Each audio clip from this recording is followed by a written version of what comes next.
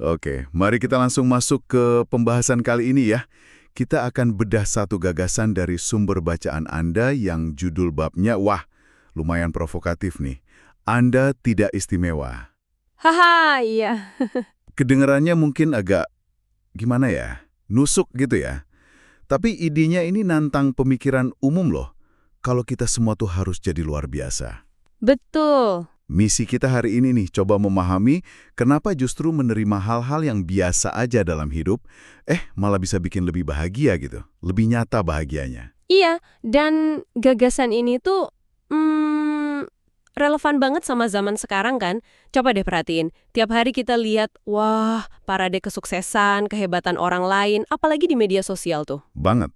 Nah, penulisnya ini lihat ada bahaya di balik tekanan buat jadi spesial terus-menerus nih.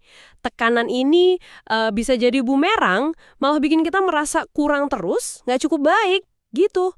Ilusi kalau semua orang harus luar biasa ini, sayangnya gampang banget masuk ke pikiran kita. Contoh soal si Jimmy itu menarik banget ya. Oh iya, si Jimmy. Diceritain dia idenya banyak, brilian katanya, pede banget. Tapi kenyataannya, ya hidupnya gitu-gitu aja. Disokong keluarga, nggak pernah bener-bener jalanin idenya. Dia ngerasa berhak aja gitu, sukses. Nah, ini bagian yang bikin mikir nih. Iya. Kayak kritik tajam buat gerakan harga diri yang kadang ya mungkin kebablasan ya. Nah itu dia, merasa spesial padahal nggak ada dasarnya, nggak ada usahanya. Ternyata bahaya juga ya. Anda nangkap poin pentingnya tuh. Perasaan berhak tanpa dasar, itu bagian dari yang penulis sebut tirani keistimewaan. Tirani keistimewaan. Oke. Maksudnya gini, karena kita terus-terusan lihat puncak pencapaian orang yang paling kaya, paling cantik, paling sukses di internet kan, standar normal kita jadi kayaknya rendah banget gitu. Jadi nggak pede sama yang biasa aja ya? Betul. Akibatnya, orang yang hidupnya biasa aja, padahal itu kan mayoritas dari kita ya, jadi merasa cemas, putus asa. Kayak ada yang salah gitu ya sama hidupnya? Iya, cuma gara-gara nggak luar biasa. Ini tekanan yang nggak sehat banget sih. Oke. Jadi kalau tekanan buat jadi spesial ini malah bikin sengsara. Terus solusinya apa dong menurut sumber ini? Apa kita disuruh ya udah terima aja gitu, pasrah? Nah, justru bukan gitu. Bukan pasrah yang negatif ya. Gagasan utamanya itu nemuin kekuatan justru pas kita nerima kenormalan.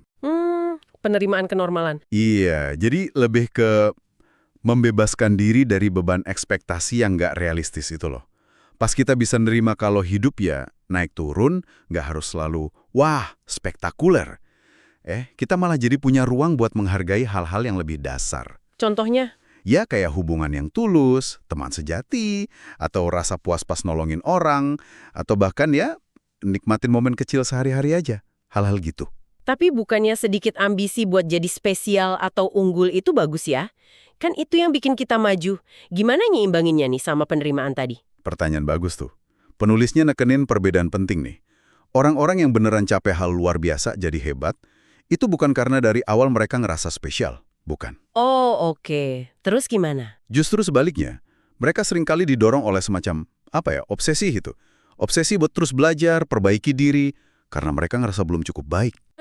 Jadi kebalik ya cara mikirnya. Iya, jadi pencapaian itu hasil dari proses, bukan dari perasaan istimewa bawaan. Penulisnya bahkan cerita pengalaman pribadinya kan. Dulu dia ngerasa berhak ini itu karena trauma masa lalu. Titik baliknya justru pas dia sadar, masalah gue ini nggak istimewa kok, banyak juga yang ngalamin. Nah, kesadaran itu yang buka jalan buat dia beresin masalahnya. Oke. Jadi kuncinya bukan di harga dirinya, tapi dasar harga dirinya itu apa ya? Kalau cuma merasa spesial tanpa bukti, nah itu masalahnya. Betul. Ini jadi ngingetin saya ke fenomena lain yang disinggung juga, soal victimhood chick. Itu nyambungnya gimana? Nah, nyambung banget. Victimhood chick ini gampangnya kecenderungan buat nyalain faktor luar atau orang lain buat masalah pribadi kita. Oh. Emang sih nyalain orang tuh rasanya lega sesaat ya, bisa dapat simpati juga. Iya sih, kadang gitu. Tapi menurut argumen Bisungger ini, sikap kayak gitu seringnya malah ngehalangin kita buat ambil tanggung jawab dan cari solusi beneran. Media sosial bisa jadi panggungnya kan? Keluhan kecil soal pelayanan jelek aja misalnya bisa jadi drama viral. Undang simpati banyak orang, tapi seringkali nggak nyelesain akar masalahnya. Nggak ada perubahan sistemik yang lebih besar. Jadi kita diajak buat lebih fokus ke dalam diri ya, ambil tanggung jawab sendiri. Tepat. Balik lagi ke inti argumennya. Ini semua soal milih apa yang benar-benar penting buat Anda. Sikap bodoh amat yang dibahas penulis itu bukan berarti jadi apatis atau cuek sama sekali ya. Bukan itu. Justru sebaliknya. Ini soal selektif secara sadar. Selektif. Iya. Kan kita nggak mungkin peduli sama semua hal di dunia ini kan? Energi kita terbatas. Jadi kita perlu milih dengan cermat. Mana nih masalah atau nilai yang pantas dapat energi dan perhatian kita. Terima aja kalau kesulitan itu ya bagian hidup.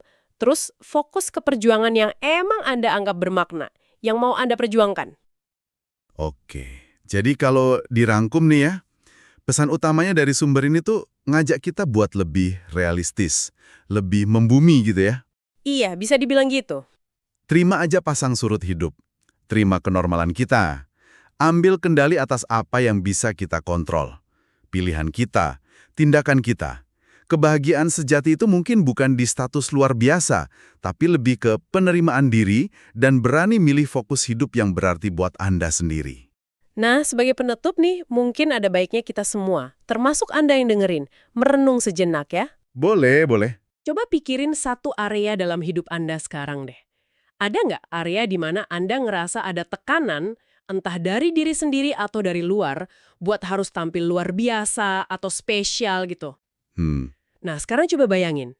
Gimana kalau Anda coba terima aja aspek biasa atau cukup baik dari area itu? Nggak usah ngoyo banget jadi luar biasa. Kira-kira perubahan apa ya yang mungkin terjadi di perasaan Anda atau mungkin di tindakan Anda selanjutnya? Wah, pertanyaan yang menarik banget buat direnungkan sendiri ya. Terima kasih banyak sudah menyimak pembahasan kita kali ini. Kalau Anda merasa ulasan kayak gini bermanfaat dan pengen terus dapat rangkuman sama analisis mendalam dari berbagai sumber, jangan lupa buat subscribe ya, biar nggak ketinggalan. Betul. Sampai jumpa di pembahasan berikutnya.